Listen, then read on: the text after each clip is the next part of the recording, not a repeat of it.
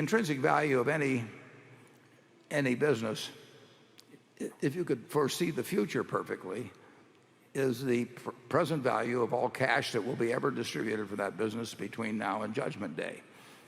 And we're not perfect at estimating that, obviously, but that's what an investment or a business is all about. You put money in and you take money out.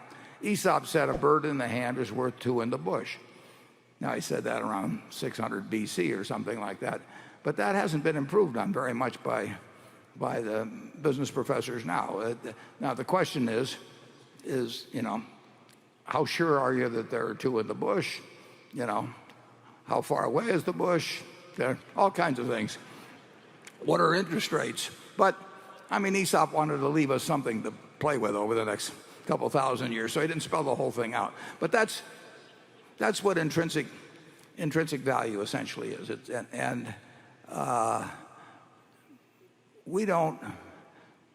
Graham would say that. Phil Fisher would say that. Phil Fisher would say that in calculating that, he would want to look a lot harder at the qualitative factors of the business in making that estimate of how many birds were in the bush. Graham would say he would want to see the bush, $2 worth of cash in the bush, and to pay $1 for it now. And one emphasized quantitative factors and one emphasized qualitative factors, but neither one would have disagreed with the math. And I started out very influenced by Graham, so I emphasized quantitative factors. Charlie came along and said I was all wrong, and that he'd learned more in law than I'd learned in financial studies and everything, and that I should think more about qualitative factors, and he was right. And Phil Fisher said the same thing. But that's what intrinsic value is about.